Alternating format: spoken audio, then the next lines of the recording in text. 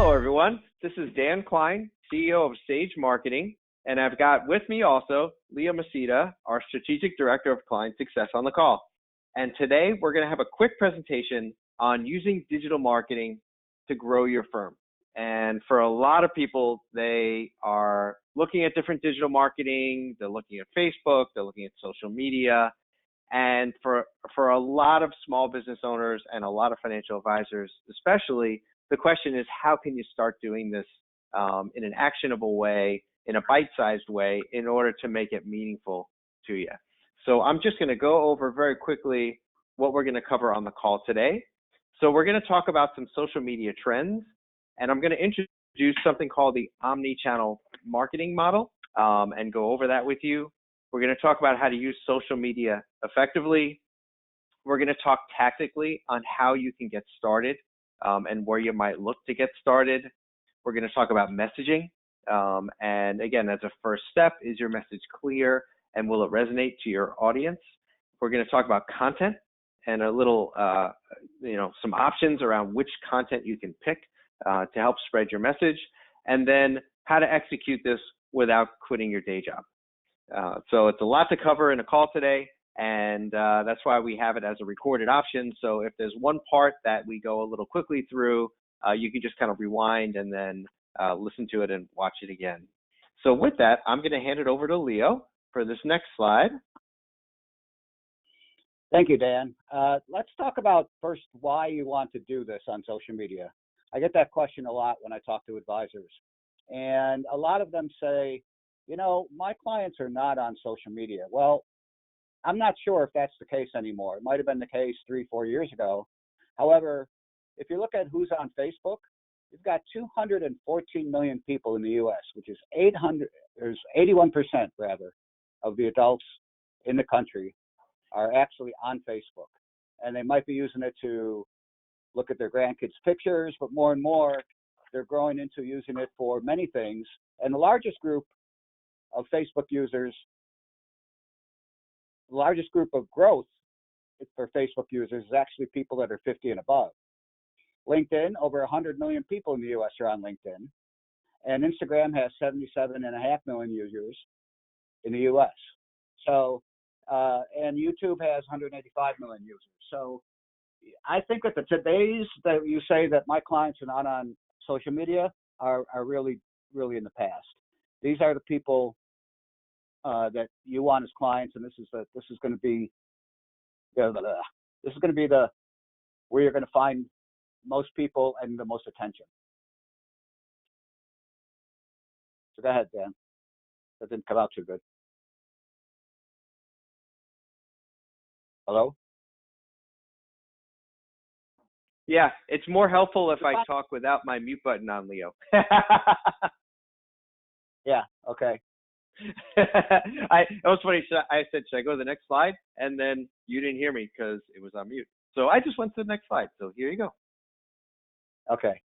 So in order to grow your practice and set your marketing foundation, some things you want to consider are going to be like, what is your current branding, your current logo, your messaging now? For most advisors, it's something that's really general and holistic. We do financial planning for ultra high net worth people or something to that effect, and that's great. However, you want to make it so you're actually targeting the people that you really want to go after.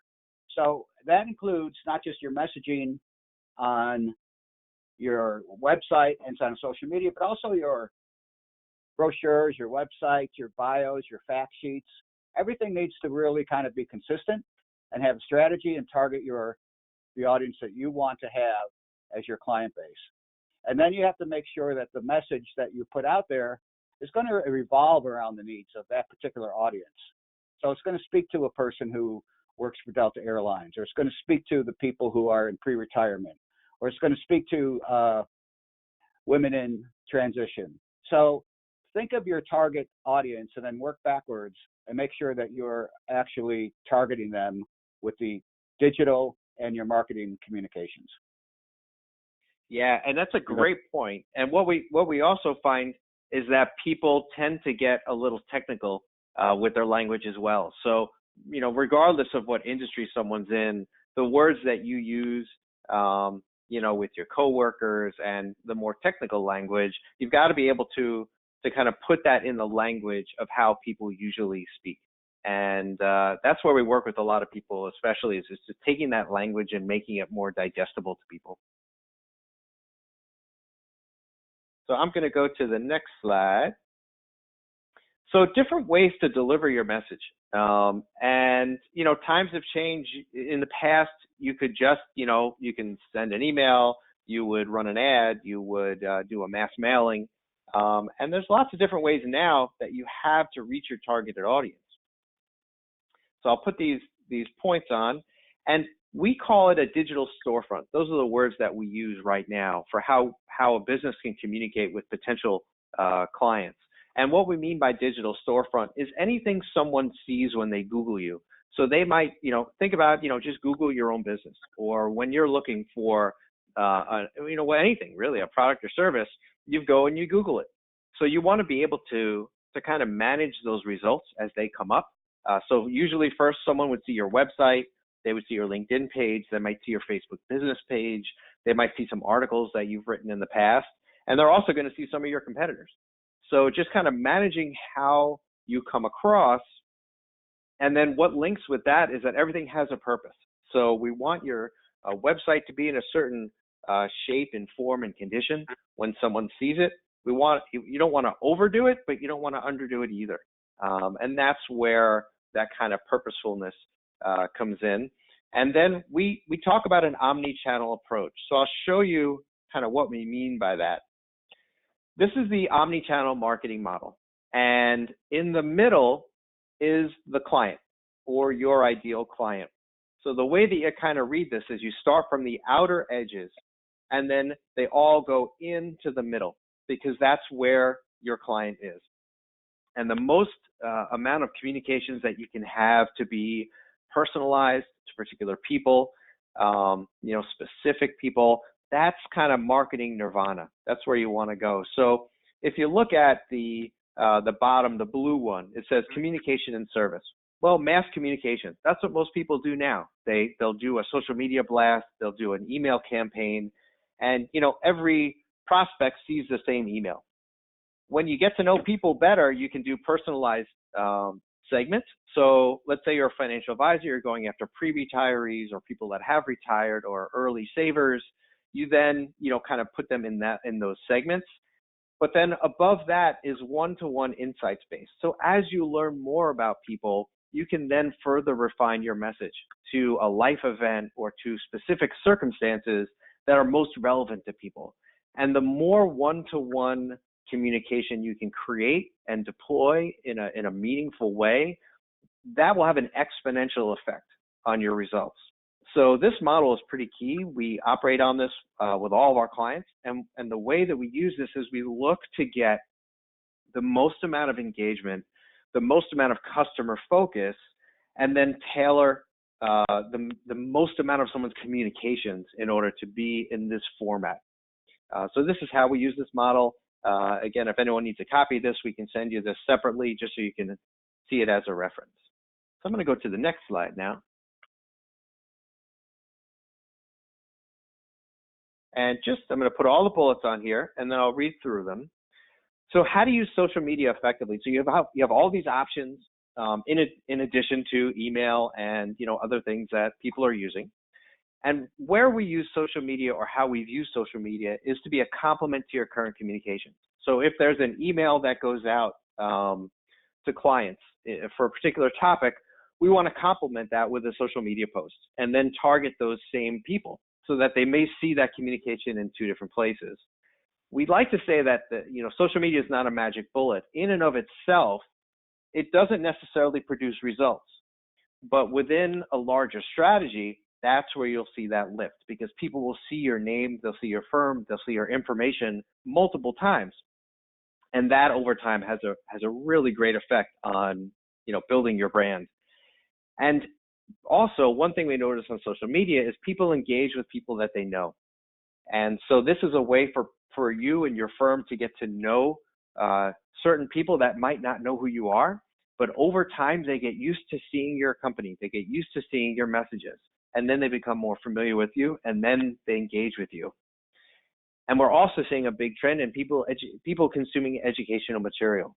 So what is it that you have that helps people either plan better for their future or solve a problem that they're struggling with right now? That educational material is being best kind of digested right now. It's kind of giving someone something that helps them and benefits them, and that'll increase their interest in getting to know you a little better. So that's essentially how we're seeing advisors using social media, is building their brand locally because you can target certain geographic areas, and then also in helping them become more known to different prospects or spheres of influence of people that aren't as familiar with them right now. And then I saved this part for last, the expectations as far as what can you expect out of using social media. There are a few things that you measure. One is views. So as you're starting to put content out there, you would want to measure how many people are looking at your content. And then ultimately, you'll measure how many leads you get from that content and how many new clients you get from that. But there's a process, and that's the most important part, is people have to see your content first, become familiar with it, and then they'll be more comfortable engaging you with whatever services you provide. All right, Leo, I'm going to go to the next slide, and I'm going to put all four on, and then I'll let you talk through them. Okay, great. Thanks, Dan. So let's think about what your goals are in using social media, because everybody talks about the fact that, oh, I have to be on social media, and they start posting something, and that's kind of interesting because, what are you really trying to accomplish? So you might want to use Facebook for just building an audience, and if you're posting something on Facebook or any of the social media sites, you're only posting to the people that are actually really following you. So how do you kind of build that audience? So we'll talk about that a little bit. And then marketing to a niche. I mean, how much of a niche do you want to go to? You can actually choose people who are coffee drinkers versus tea drinkers, for instance. I mean, you can file it down that microscopically, because that information actually Facebook has it. So the other thing that you might want to do is drive attendance for events and seminars. So what are you putting out there? What kind of content? What people might be interested in your area or in your niche, and how can you drive attendance? And the other thing is going to be lead generation. So how do you kind of get them interested and then actually get them to engage, and then all of a sudden, and then turn into a client? So those are going to be the different goals that you're going to have. So how are you going to get started with this? So Dan, next slide. Yep. Okay, so. And I'll put the bullets on there. Okay, thanks. So are your clients or prospects on social media? Well, we've already talked about that. And if any one of the 214 people that are on Facebook are not your clients, then I think that you probably have a very narrow definition of your client base. So what are they using it for? And how do you introduce yourself the right way? So, different people are going to use the social medias for different things. So you got to be strategic about what kind of content you're putting on Facebook, what kind of content you're going to be putting on LinkedIn, and who you're targeting. Are you targeting business executives? Are you targeting retired people? Are you targeting others? And then where are you going to find them? And that's what we can help you with. And how do you introduce yourself when you get to those markets in the right way? So Dan? Yep, absolutely. Yep. So I'll put the next slide out there. So understanding the rules just a little on social media, and these are some of the things that we have noticed. We see people selling specific, very niche products. We don't think that that's a great idea. Again, we like to stick with more educational material. You never want to overpromise, of course. And we all see those ads from people, the guy sitting in front of the Lamborghini. I was broke 2 years ago, and now I've got my Lamborghini and my house. And I don't think that resonates. That's just me personally. And I think the market overall, I think people are a little turned off by that stuff. And then it's kind of the content that you put out there. What we like to do is just kind of kick it around a little bit and review it and just say, will the audience that you're targeting or looking to attract really appreciate this content? And it's kind of a thoughtful conversation around certain topics, certain areas of interest, and in a certain progression. So if someone sees certain content around, we'll take financial advisors as an example, around planning for your future, we may have a series of posts that will talk about different aspects of one piece of content. So financial planning for your future, maybe it's retirement planning, maybe it's college savings, maybe it's goal planning or buying a new home or a vacation home, because it fits within the one theme. And because it fits within that theme, it creates a broader message, so that when someone sees your information a few times or every week, now it begins to tell a story that they can become familiar and comfortable with. This next part is about your message. And for a lot of businesses, again, they use their own industry speak is the best way to put it. We want companies to be as clear as possible with people. Can you help them? And if you can, how do you help them? So we find that the most refined messages are, or targeted messages are the best, because the way that we use social media, and specifically social media advertising, is we can zero in on a very specific group of people. If we're doing that, we want to make sure the message is as focused as the audience is. So for example, if we're targeting early career individuals for a certain topic, we want to make that content kind of pop a little bit. We want to make it a little lighter. We want to make it fit that audience. And that message would be different for someone who's older or someone who's in a different life stage. So we may have different messages that come out at different times, and each one would be focused on a different group. The most important part, again, going back to the omni-channel model, is for your end client to know, can you help me?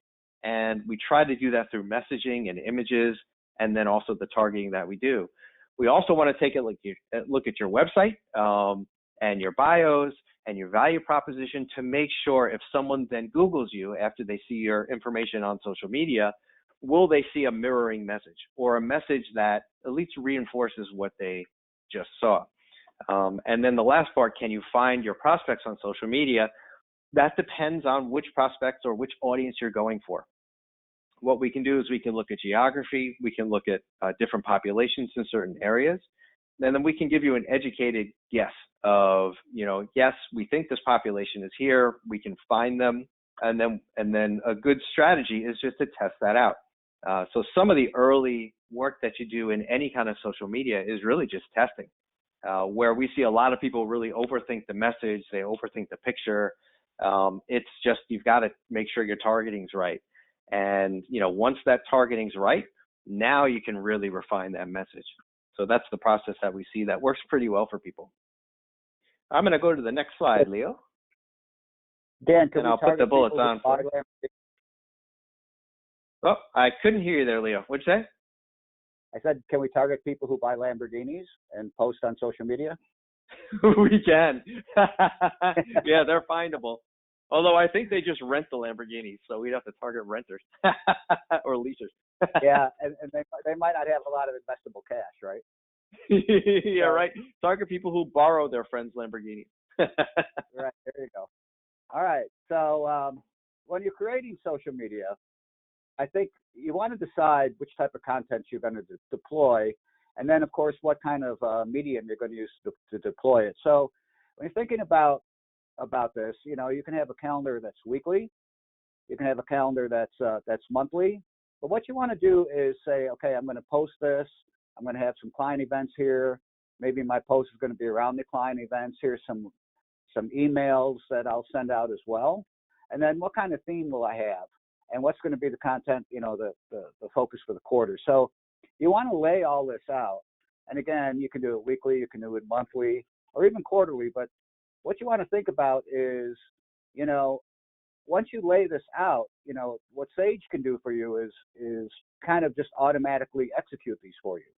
So that's where outsourcing kind of comes in, where we can, kind of take this, help you walk through this, what makes the most sense, where we're going to put, the most emphasis, considering what you've got coming up and what you want to plan and your target, and then take and execute on it for you. So as we said in an earlier slide, you don't have to get a second career. So what do we got next, Dan? Absolutely. We have one last bullet, and then we use calendars as well. So this is very advanced technology. This is an Excel spreadsheet, which we can definitely email out to someone if they want to see it. But what this turns into also is a calendar every month. And then that makes it a little more realistic because people are used to looking at calendars. And I'll go to the next slide for you, Leo. I'll put on the bullets. Okay, so when you're going to be doing some engagement, there's really two steps to look at. One is you're going to develop your audience and communicate consistently. And this is going to take some time. So I recently read a post that somebody put out there saying that anytime that Kylie Jenner posts something on social media, she gets 141 million likes. Well, that's great. And she didn't get that just in doing this one day. She did this consistently over time. And most advisors have maybe 30 people who follow them. But so you want to do is kind of consistently build that up. And you want to measure the likes, measure any views on any insight tabs, which we can show you where they are on LinkedIn and also on Facebook. And then make sure that over time, more and more people are engaging in your content. And then somehow at some point when they're engaging in your content, then what you want to do is invite them to really take a look at what's going on. So you might want to have them, download a white paper or a little bit of a research report that you put together, or some kind of portfolio analysis, or have them come to an event. So that is a way to then get a call to action and get them to really engage. And what the thing is about social media that's very interesting is that when you're doing ads versus posting, which we'll talk about shortly, when you're doing that, when you target audiences and they have actually clicked on your website, you can then retarget them again on Facebook. And in doing so, you're not going to be charged again. So you can actually just keep reaching out to the same people. And the more the people are engaging and clicking on things, then the more your audience is growing and your message is spreading. So let's take a look at posting versus advertising. Sure, that's a great idea. So it kind of illustrates the process to people.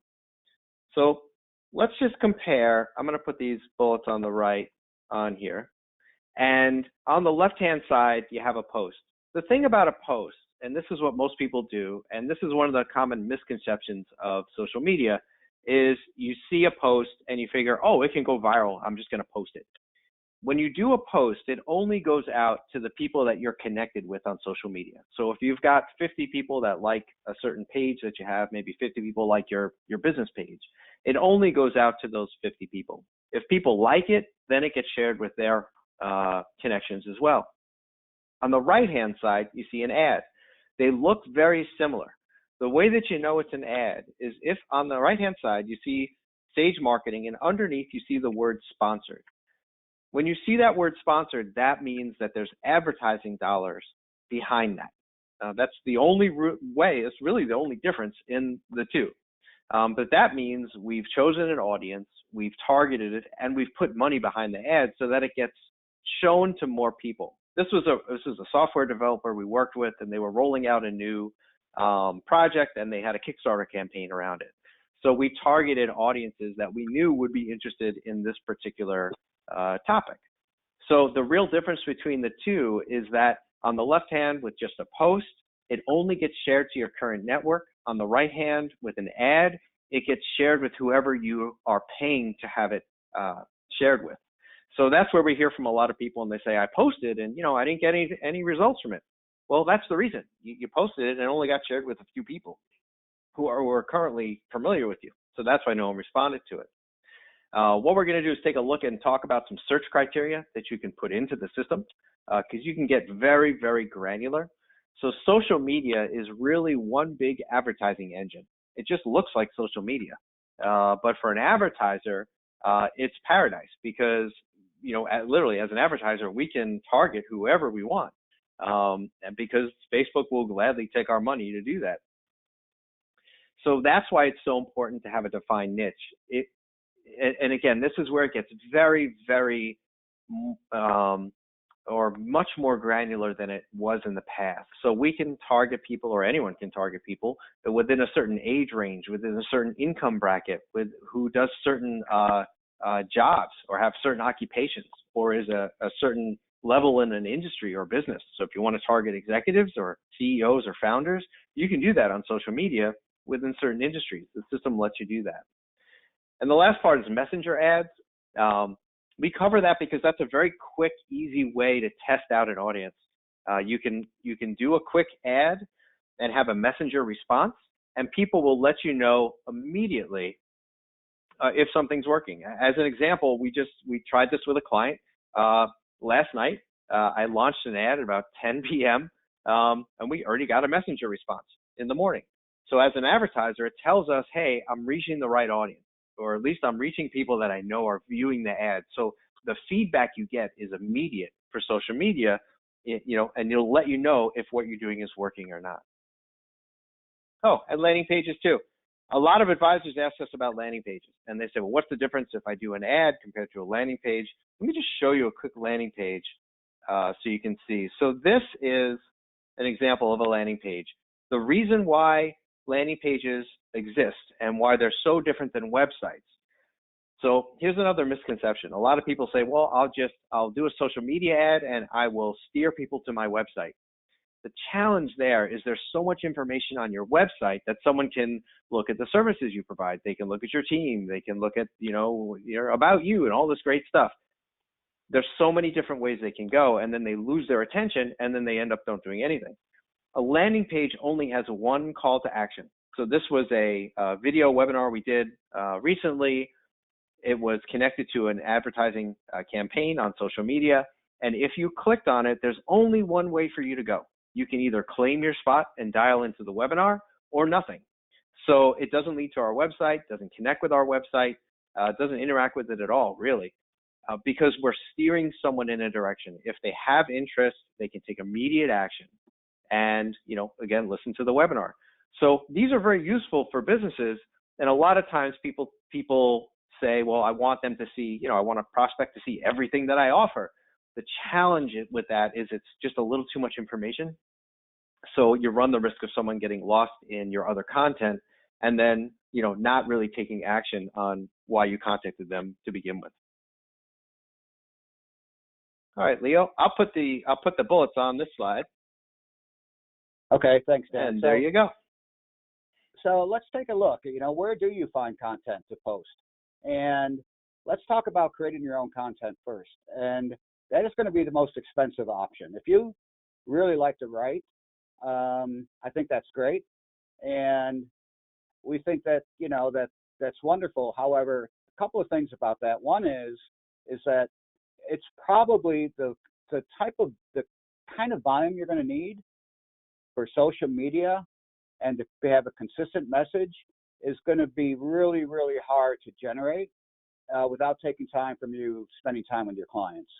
And also, it's a very expensive option because if you've got some bullet points, you've got some detailed things, you might hire somebody who's good at generating that, but you're going to pay them a lot of money for it. So that is really the most expensive option.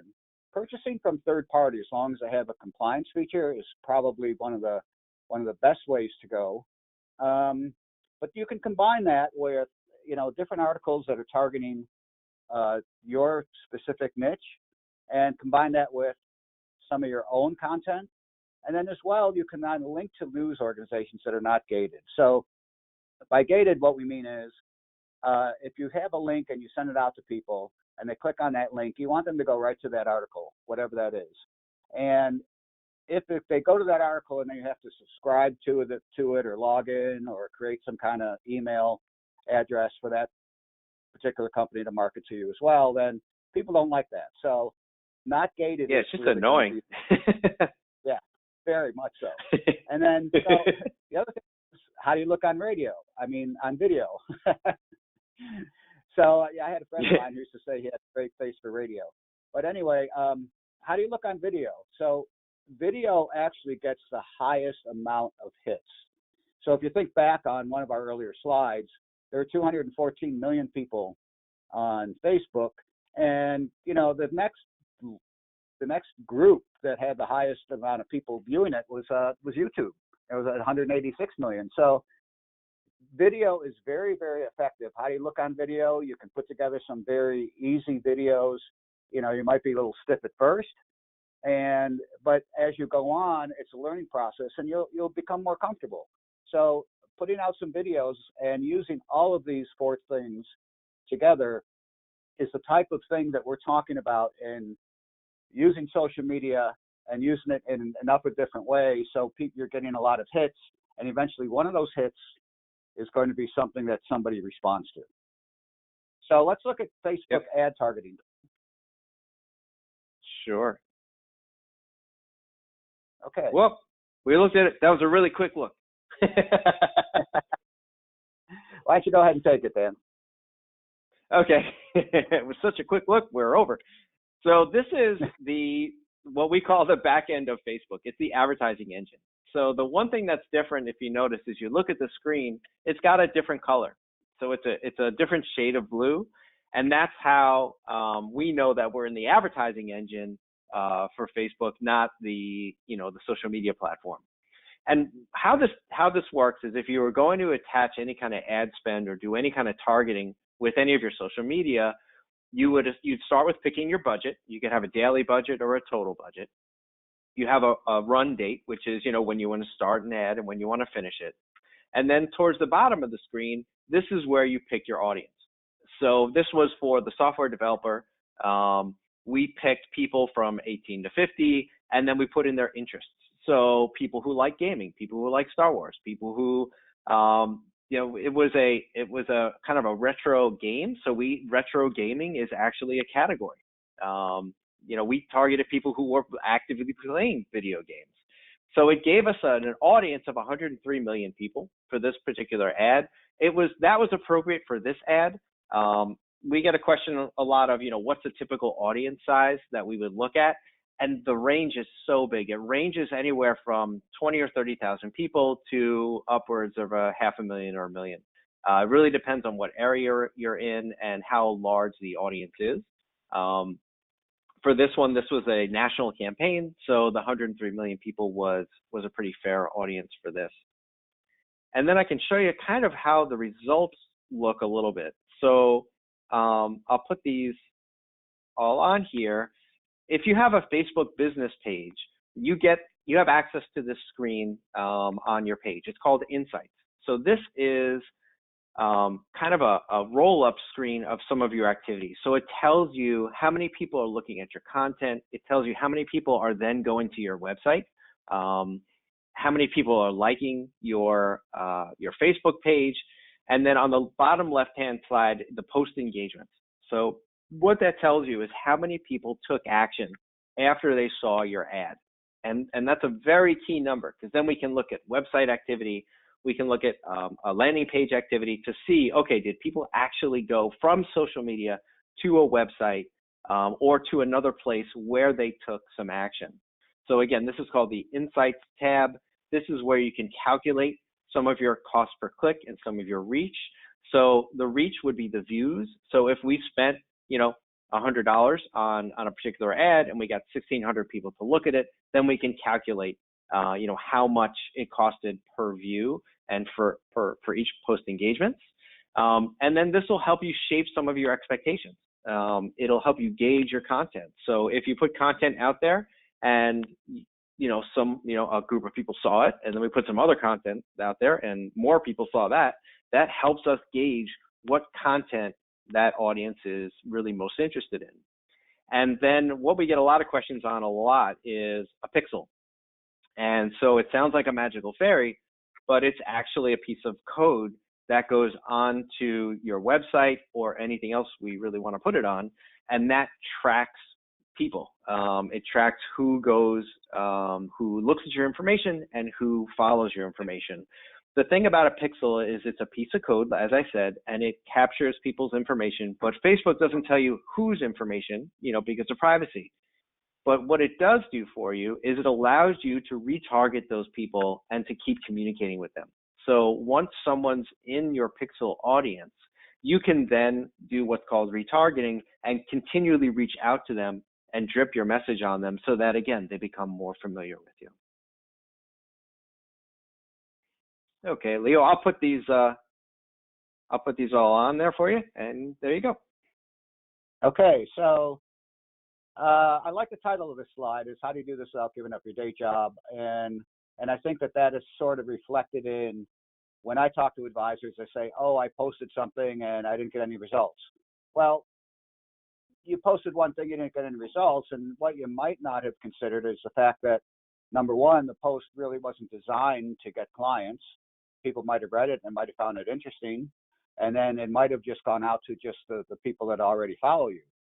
So, when you are being told by consultants you have to go out and be on social media, they don't really tell you how to do that and what that means. So what you want to do is, first of all, is think about automating this as much as you can. So you can go onto Facebook and you can go onto LinkedIn and go onto other platforms and you can say, this is what I want to post, this is the content, and here's the ad I want to run, and here is how often I want it to run, and here's when I want it to run.